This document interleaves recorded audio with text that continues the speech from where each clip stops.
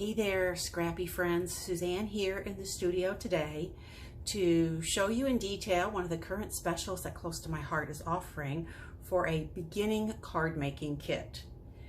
In this special, for 20% off, you are going to get a cut above card kit that will make 24 cards, plus a stamping chamois, ink block,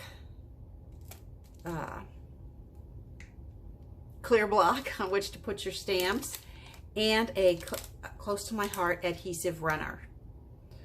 All of that is going to mean that your cost, at 20% off, that your cost is going to be less than $2.25 a card. And since you're going to have some things that are actually going to be used over and over again, your cost is probably much less than that, maybe down to $1.75 or $1.50 a card. You certainly can't get those at any card stores currently, can you? Let me show you exactly what is in the cut above card kit.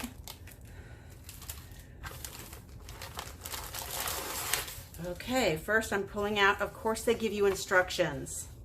That's what makes this so great for beginners. They tell you what your contents are. They give you some shaker window tips for shaker window cards. And then they give you step-by-step directions for each and every card. There are 4 shaker cards, and then there are 8 other cards here as well. So that's 12 different cards, 24 total. Of course, you have the stamp set. I've already pulled this out.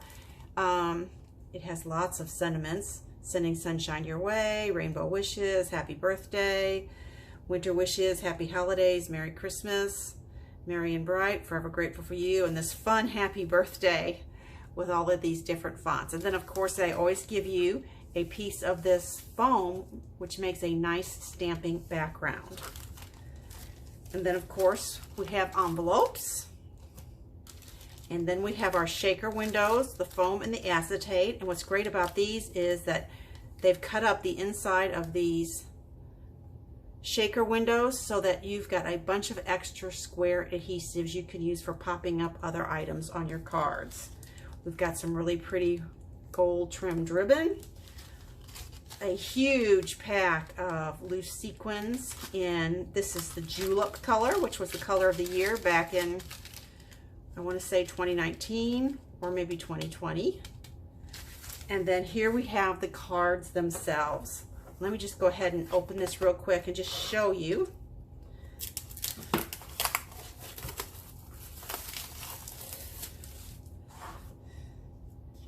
Everything is in here and nice and orderly, so it's very easy to tell all of the cards. And then when you get to the die cuts, it tells you exactly which card you need each die cut for. And of course, because you have 2 of each, there are 2 sets of each of the die cuts. And these are really beautifully done die cuts. And they pop out so nice out of these card stock backgrounds.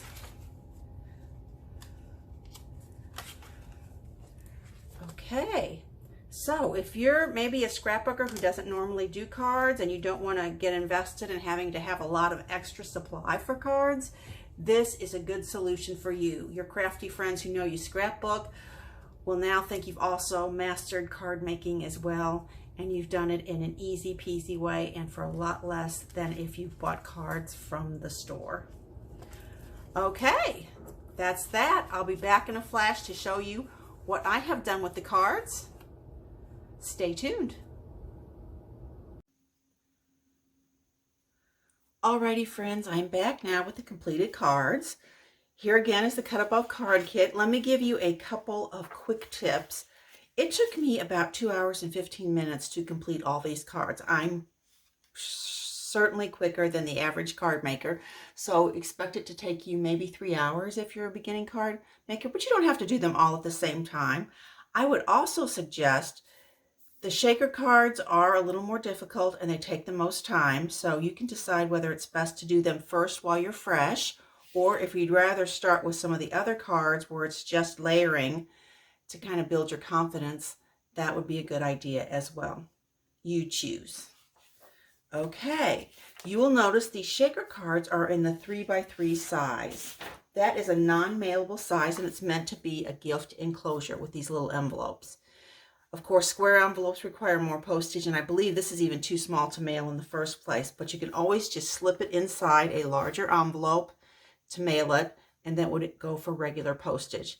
Some people also will go into the outside envelope, put a little adhesive here so that the inside envelope can't slide around quite so much. I don't really think that's necessary, but I thought I'd pass that tip on to you anyway. Okay, because I need to mail lots of cards to great nieces and nephews, I decided to make mine into regular A4 size cards. So let me show you what I've done. Here on this one, I cut off the front of the aqua card. That's probably glacier or something, isn't it? And then I trimmed the inside down so that instead of seeing the middle of the candles, you could actually see the flames across the top. This is the 3x3 square. From the back of that, I cut a 2x3 square and a slightly smaller piece of white scrap from my scrap bin. And I put the happy birthday at the bottom. Rainbow wishes, happy birthday. And then as my extra little touch, I use a little bit of clear shimmer brush on the clouds, just to give it a little glitz. Because I like to play with things, I made another version. Here, I kind of did the card, the shaker card, as just an opening card. So that was a little something different. I used part of what I had left over from the first card to make this strip down here, and then I added some hearts and a little tab for opening up the happy birthday. So just me playing around with them to give you some other ideas if you want to change things up now and then.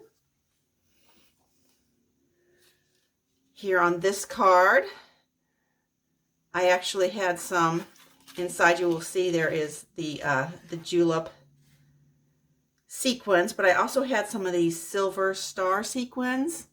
So I decided to put the punch out that you have from here up here. I punched out with a punch in my stash another white star that happened to line up very well with that. And then I added a lot of these extra sequins. Again, me just playing around because I wanted the full-size card. And because I had used the silver sequins, I also switched out the little gold and white ribbon to a gold and silver ribbon. Of course, you could do all of these just using the supplies in the kit. This one is really fun. On this one, I decided to pull out some canary and then do a couple of mats. This blue denim is from our Textures paper pack, so that was very fun. And I had some yellow sequins, so I added some yellow sequins in with the julep sequins just to give it a little more color. And then I love how the little gold ribbon there picks up the gold sequins inside. This might be my favorite card. Many thanks. Here I put it on. This is the reverse side of that denim paper, actually. It's sort of a cement looking, and of course gray goes really pretty with pink. So I teamed those up, and then I pulled my flower die cut down a little bit just to balance the card a little better. Then in another version, I put it on the diagonal. I thought this was very fun as well. Also, since I had some of my other sequins out, I threw some pink and purple in there just to add a little variety.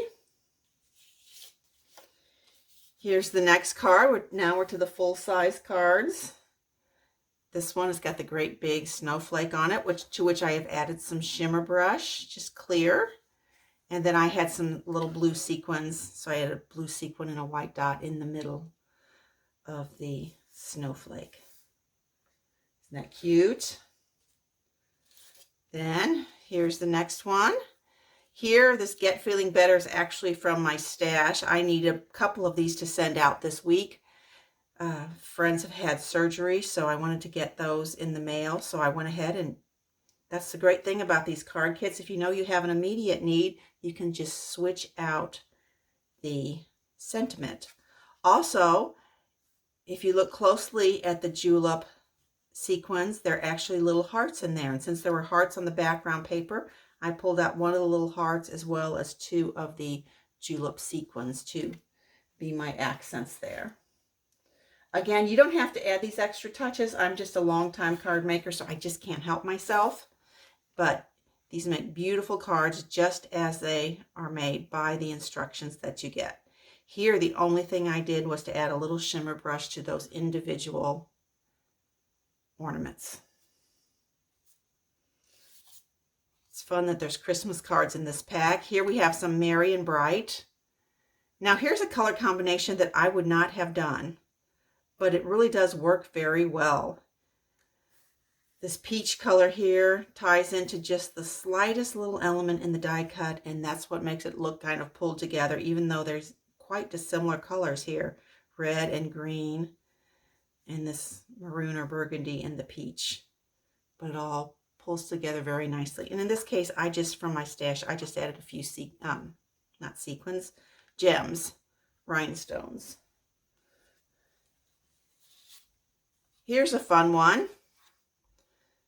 I love bicycle die cuts and stickers. I think they just make the best cards, and you can send these to guys. I think that's why I like them, because they're a good guy card without being too super masculine. This one says many thanks, and again, I added a couple of rhinestones. Very cute. I like how this particular card, the front cover is actually a little bit wider, because we've got a scalloped and stitching across the edge. Very nice touch. Close to My Heart does a good job on these. Here, just a simple Christmas wreath, except that we've added hearts into the wreath, and I doused those with a little bit of shimmer brush, of course. I like that. Forever Grateful for You. Here, all I did was to add in some rhinestones. I like that we've added the little bit of ribbon there to sort of join those two pieces of paper together. Again, very pretty color combination. We've got pink and peach and blue and white and green. Very pretty card. This last one was not meant to be a Christmas card, but it is pine boughs and white berries. So I just decided that I'd rather have a couple more Christmas cards, so I changed out the sentiment from a prior cut above card kit, actually. The Merry Christmas came in. So I think these turned out really cute. Like I said, since I did something a little bit different with the shaker cards, I ended up with a few extra pieces. Here's one. It's an actual whole card for that. And then I had the pink punch out. So I just did a diagonal of that cement paper from the textures pack. And then I stamped thanks, thanks, thanks, and added a few enamel dots from my stash. Isn't that cute? And then here's another one, since I had the canary paper out. And of course, you know that that's going to be lighter on one side than the other, because Close to My Heart does two-toned cardstock, which comes in handy so many times. And here I just stamped thanks, added a little flower from my stash, as well as two enamel dots.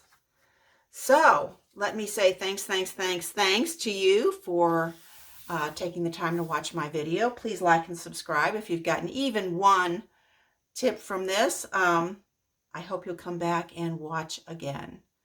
That's all I have for today. Bye for a bit.